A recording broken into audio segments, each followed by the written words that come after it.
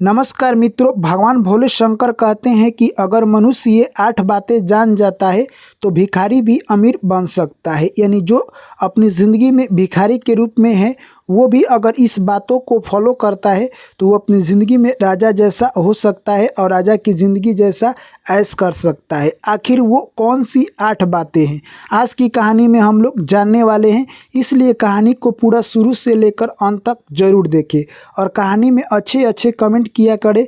जब भी हम कहानी अपलोड करेंगे सबसे पहले आप तक पहुंचेगा। और चैनल को आप लोग सब्सक्राइब कर लीजिए, वीडियो को लाइक कर दीजिए।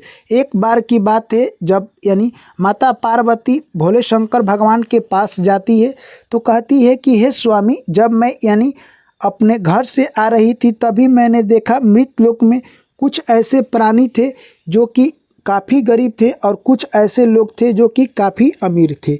यानी गरीब और अमीर एक ही जगह पर थे।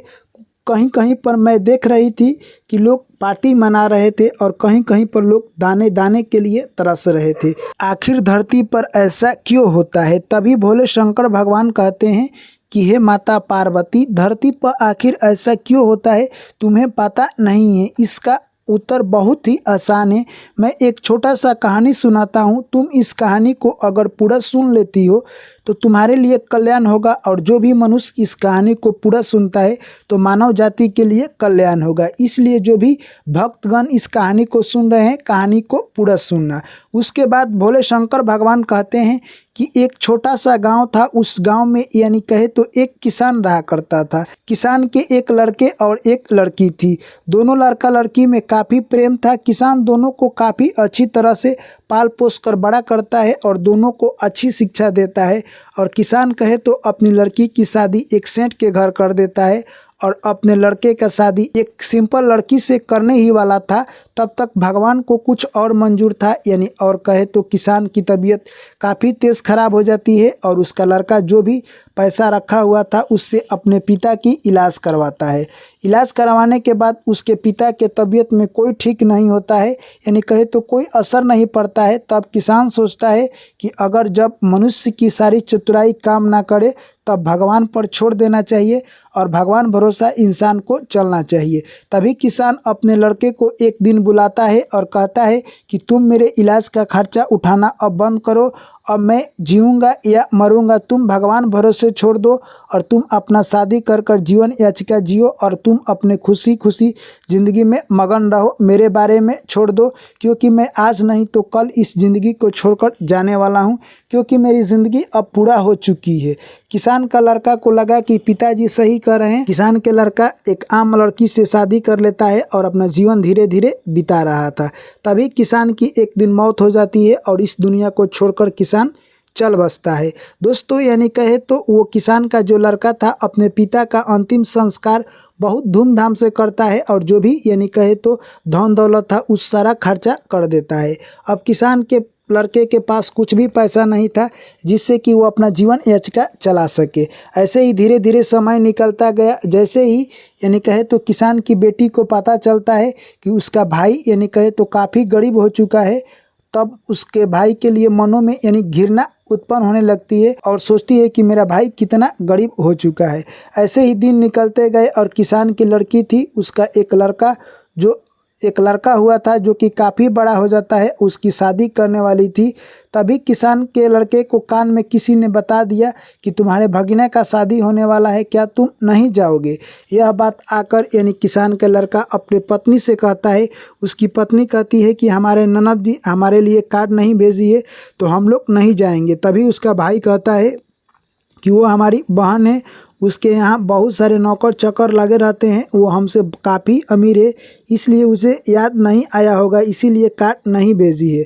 अगर वो कार्ड भेजी होगी तो क्या पता गलती से कार्ड देने वाला व्यक्ति हमारे घर नहीं आया है, इसलिए तुम तैयार हो जाओ। और हम लोग शादी में चलने के लिए तैयारी हो जाते हैं। तभी उसकी पत्नी कहती है कि हम नहीं जाएंगे, आप अकेले जाइए। तभी किसान का लड़का कहता है कि तुम लोग यहीं पर रहकर घर देखो, मैं अपनी बहन के घर जाऊंगा। वो एक फटा कपड़ा पहन लेता है और अपनी बहन के लिए कुछ कपड़ा खरीद कर लेकर चल देता है। दोस्तों, जैसे जैसे ही वहाँ द्वार पर पहुँचता है कोई उसे रिसीव करने के लिए नहीं आता है। यानी कहे तो उसकी बहन की बड़ी दयादिन आती है और कहती है कि तुम कौन हो। तब वो अपना परिचय बताता है और जाकर उसकी बहन से बता देती है। उसकी बहन कहती है कि मेरा भाई किस हालात में आया है। तभी उसकी ननद कहती है कि आपका भाई एक फटा हुआ कपड़ा पहनकर आया है। तभी कहे तो दोस्तों उसकी बहन जैसे तैसे लोगों से छुपाकर आती है और अपने भाई को डांटने लगती है। कहती है कि तुमको यहाँ पर किसने काट दिया है कि तुम आया था।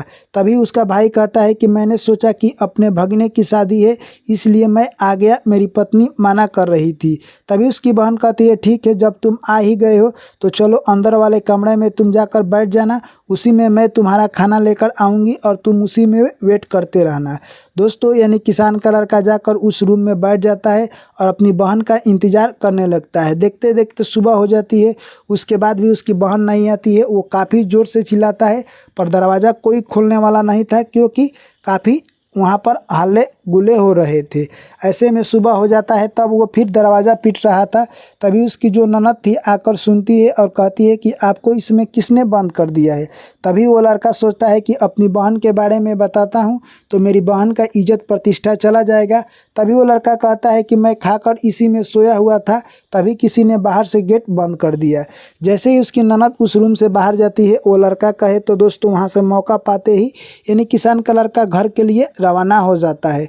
जैसे ही रवाना होता है उसको खाने पीने की यानी कहे तो काफ़ी दिक्कत हुई थी, उसको चक्कर आ जाता है और वो गिर जाता है। जैसे ही गिरता है वहाँ पर एक बूढ़ी माँ आती है और उस लड़के को अपने गोद में सुला लेती है।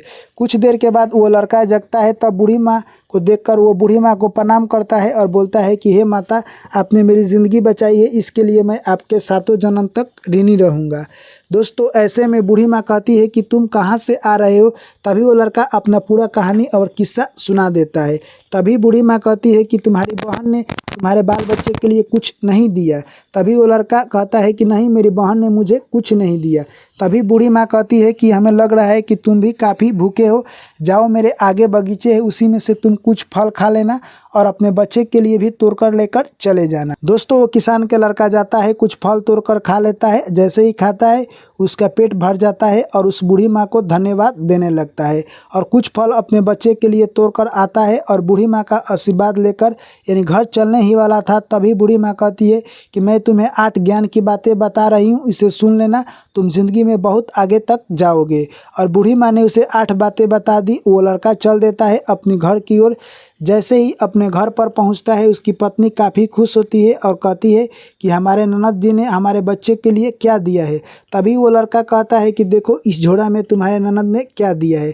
जाकर देखती है कि बहुत सारे फल। वो देखकर काफ़ी खुश हो जाती है और अपने बच्चे को बुलाती है। जैसे ही आम काटती है तो आम के आँठी नहीं, सोने के गुलठे निकलते हैं। यह सब देखकर वो चौंकने हो जाती है और अपने ननद के बारे में बहुत अच्छा सोचने लगती है। और उसके बाद जैसे ही उसका पति आता है तो दिखाती है तो उसका पति बोलता है कि ये सब यानी हमारे भाग्य में था, इसीलिए हमारी बहन ने दिया है। दोस्तों यानी कहे तो किसान का लड़का था, उसकी पत्नी पता नहीं चला था कि उसकी ननद ने ये सब नहीं किया है, परंतु जो किसान का लड़का था वो अपने पत्नी को यह सब बात नहीं बताता है। ऐसे ही दोस्तों कहे तो वो अब उनके पास इतना सोना चांदी गहना हो गया कि उसे बेचकर एक आलीशान महल बना लेता है और गाड़ी घोड़ा खरीद लेता है और राजा की ज़िंदगी अब जीने लगता है। तभी उसकी पत्नी एक दिन कहती है कि जाइए आप ननद जी को बुला लाइए। जैसे ही ननद जी यहाँ पर आएगी मैं आपके माई के यहाँ से भेंट कर आ जाऊँगी। कहे तो यानी इस बार किसान का लड़का एक राजा की तरह 2 मंत्री को लेकर एक रथ पर जाता है। यह सब देखकर फिर उसकी दयादिन जाकर उसकी बहन से बोलती है कि तुम्हारा भाई राजा की तरह आया है। तभी उसकी बहन यानी कहे तो लड्डू पानी लेकर आती है, अपने भाई का काफ़ी सेवा करती है। तभी किसान का लड़का कहता है कि हे बहन तुम मेरे घर चलो क्योंकि तुम्हारी भाभी ने बुलाया है। तभी कहती है कि ठीक है और वो तैयार हो जाती है और अपने भाई के साथ यानी कहे तो रथ पर अपने घर आ जाती है। जैसे ही घर पर आती है यानी किसान की पत्नी देखकर अपनी ननद को काफ़ी सेवा करने लगती है और वो सोचती है कि हमारे ननद ने जो दिया है उसी से हम लोग अमीर हुए हैं और अपने ननद को काफ़ी अच्छा खाना खिलाना और चाय पिलाना और सोने का अच्छी व्यवस्था करती है। दोस्तों ऐसे ही देखते देखते धीरे धीरे समय निकलता गया। अब यानी कहे तो उसकी ननद घर जाने वाली थी। तभी वो किसान की लड़का की पत्नी थी वो कहती है कि ननद जी के लिए आप कुछ अच्छा सा गिफ्ट दे दीजिए, जिससे कि जब भी ये अपने घर जाएगी तो याद रखेगी। यानी कहे तो किसान का लड़का जाता है और एक सुनार के पास जाकर बोलता है कि एक ऐसी जूती बनाइए जो कि यानी बोलता हो। तभी सुनार कहता है कि उसका काफ़ी कॉस्ट लगेगा, क्या आप देने के लिए तैयार हैं? तभी सुनार कहता है कि आपको इतना पैसा लगेगा, अगर आप दे देते हैं तो मैं बना दूंगा। तभी यानी कहे तो किसान का लड़का अपनी बहन के लिए एक सोने की जूती बनवा लेता है और उसमें वो जूती बोल रहा था। उस जूती में यानी कहे तो किसान के लड़का ने 8 ऐसी बातें बोल दी थी जो कि सुनकर मनुष्य के रूह कांप जाएगी। यानी दोस्तों जैसे ही यानी उस किसान की लड़की उस जूती लेती है और अपने घर को रवाना हो जाती है। जैसे ही अपने घर जाती है यह सब देखकर उसके घर वाले काफ़ी खुश हो जाते हैं और कहते हैं कि तुम्हारे भाई ने आखिर क्या दिया है, तुम दिखाओ। तभी उसकी ननद हट करने लगती है और कहती है कि देखो मेरे भाई ने मेरे लिए सोने चांदी का यानी सैंडल दिया है।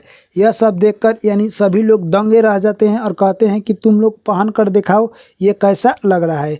जैसे ही वो पहनती है यानी कहे तो किसान की बेटी उस सैंडल को वो सैंडल बोलने लगता है कि हे बहन, तूने उस गरीब भाई को ठुकरा दिया था उसके ख़राब वक्त देखकर और अच्छे वक्त में तुम उसके साथ हो। यह सब सुनकर यानी कहे तो किसान की लड़की को काफ़ी शर्मिंदगी महसूस होता है और सोचती है कि मेरा भाई जब गरीब था तो मैंने उसे गले भी नहीं लगाया और उसे राखी बनवाने के लिए भी नहीं गया, परंतु आज मेरा भाई अमीर हो गया है तो मैं उसके चारों तरफ इशारे पर घूम रही हूँ। उसकी बहन मन में सोचने लगती है और तभी वो अपने भाई से मन ही मन माफ़ी मांगती थी।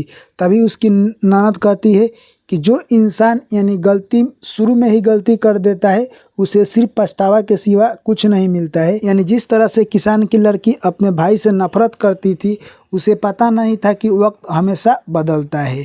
उसके बाद भगवान शंकर माता पार्वती से कहते हैं कि हे माता पार्वती, अगर इंसान इन 8 बातों को याद रखता है तो ज़िंदगी में वो कभी गरीब नहीं होगा। यानी पहली बात, जब भी इंसान के पास अगर पैसा आता है तो पैसा का अहंकार नहीं करना चाहिए, क्योंकि अहंकार से मनुष्य का नाश होता है। दूसरा, पैसा आते ही इंसान को झुक कर रहना चाहिए, क्योंकि अगर आपके रगड़ आ गई तो आपके पास पैसा जाना शुरू हो जाता है। और तीसरा, यानी इंसान के पास जब भी पैसा आता है तो इंसान का हाव भाव बदल जाता है, ऐसा नहीं होना चाहिए। और चौथा, पैसा एक ऐसी चीज़ है जो किसी भी व्यक्ति के पास आ जाए तो वो अपना असली रुतबा दिखाई देता है, परंतु इंसान को ऐसा नहीं करना चाहिए।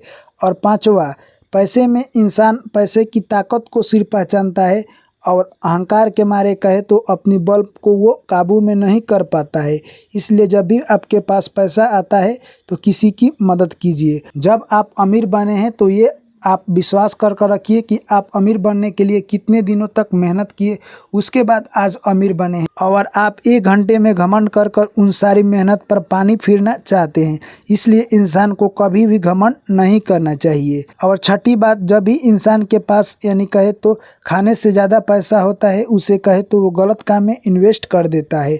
और सातवीं बात, इंसान को पेशेंस और धैर्य बनाकर रखना चाहिए, क्योंकि गरीब आदमी भी अमीर बन सकता है और अमीर भी गरीब बन सकता है। और आठवीं बात, शंकर भगवान कहते हैं जब भी इंसान यानी कहे तो अपनी ज़िंदगी का तुलना दूसरों से करता है तो कभी भी अपने आप को दुखी पाता है। इसलिए अपने ज़िंदगी का तुलना कभी भी दूसरों से नहीं करना चाहिए।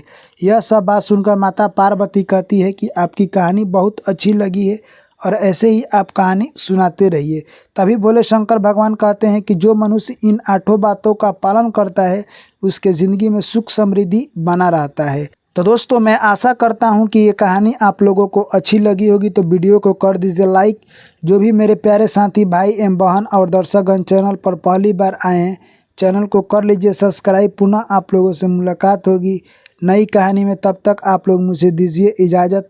सभी साथियों को मेरा प्यार भरा नमस्कार। Thank you, take care, bye bye, जय श्री कृष्ण, राधे राधे।